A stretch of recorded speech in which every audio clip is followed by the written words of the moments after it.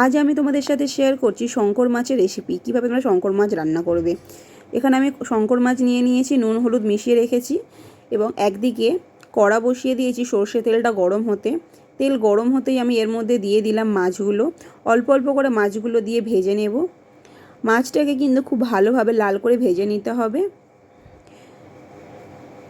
এইভাবে আমি সমস্ত মাছগুলোকে ভেজে নেব। শঙ্কর মাছ খেতে খুবই টেস্টি আর এর মধ্যে কোনো কাঁটা থাকে না, ফলে যারা মাছের কাঁটার জন্য মাছ খায় না তারাও এই মাছটা খাবে। আর যদি এইভাবে রান্না করো তাহলে তো বোঝাই যাবে না তুমি মাছ খাচ্ছ না মাংস খাচ্ছ, এতই টেস্টি হয় আর মাছটা খেতেও দুর্দান্ত লাগে। মাছগুলো একটা জায়গায় তুলে নিলাম। কড়াতে আবারও সরষে তেল দিয়ে দিচ্ছি এবং তেলটা গরম হওয়ার পর এর মধ্যে আমি অ্যাড করব তেজপাতা আর গোটা গরম মশলা। এটাকে 2-4 সেকেন্ড একটু নেড়ে নেব। তারপর আমি এর মধ্যে অ্যাড করব পেঁয়াজ বাটা।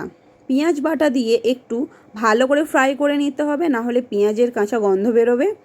পেঁয়াজ বাটাটা ফ্রাই হলে এর মধ্যে আমি অ্যাড করে দেব পেঁয়াজ কুচি।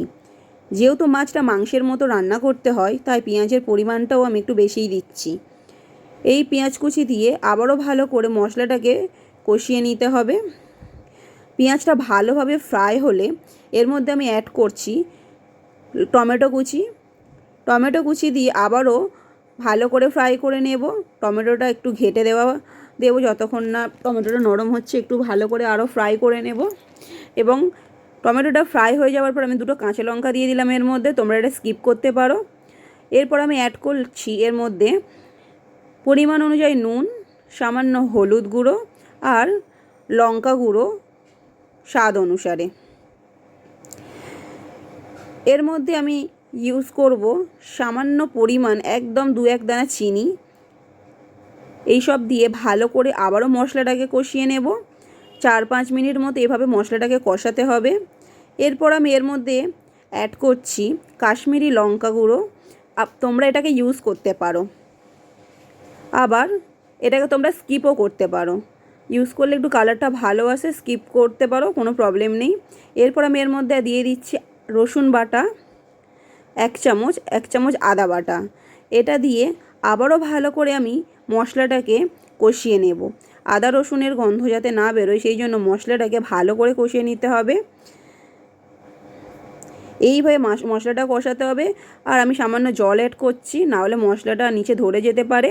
সামান্য জল অ্যাড করে আবারও ভালো করে মশলাটাকে কষিয়ে নেব। এইভাবে মশলাটা কষিয়ে আসার পর দেখবে এর মধ্যে থেকে যতক্ষণ না তেল ছাড়ছে ততক্ষণ পর্যন্ত মশলাটাকে ভালো করে কষাতে হবে।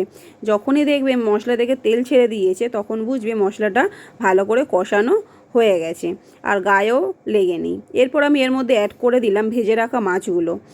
যেহেতু এটা মাংসের মতো রান্না করতে হবে তাই এই মাছটা এই সময় দিয়ে মশলার সাথে ভালো করে কষিয়ে নিতে হবে। ভালো করে আমি মশলাটাকে কষাচ্ছি মাছের সাথে। দেখবে মশলাটা পুরো মাছের গায়ে লেগে গেছে। এইভাবে ভালোভাবে কয়েক সেকেন্ড নেড়ে ছেড়ে তারপর আমি এর মধ্যে অ্যাড করছি ধনেপাতা কুচি। ধনেপাতাটা দিলে টেস্টের পরিমাণটা অনেকটি বেড়ে যায়, তোমরা তো জানোই যারা ধনেপাতা ইউজ করো। এইভাবে সমস্ত মশলার সাথে মাছটাকে মিশিয়ে নিতে হবে। দেখো এর মধ্যে মশলাটা কিন্তু পুরো মিশে গেছে মাছের সাথে। এইভাবে মশলা কষানোর পর মাছটাকে কষিয়ে নিয়ে দেখো পাশেই আমি দিয়েছি জল গরম হতে। আমি এখানে গরম জল অ্যাড করছি, তোমরা নর্মাল জলও অ্যাড করতে পারো। গরম জল রান্নার মধ্যে দিলে টেস্টটা কিন্তু ভালোই আসে, তাই আমি এখানে গরম জলটা ইউজ করলাম। এতটা জল দিলাম পরিমাণ অনুযায়ী। এরপর এটাকে আমি ঢাকা দিয়ে রেখে দেব 5-7 মিনিট।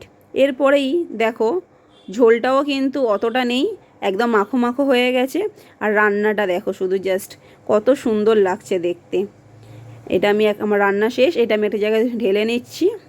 আর তোমরা শুধু রান্নাটা দেখো, কাউকে না বলে দিলে বুঝতেই পারবে না সে মাছ খাচ্ছে না মাংস খাচ্ছে। কেমন লাগলো তোমাদের আমার আজকের রেসিপিটা জানিও।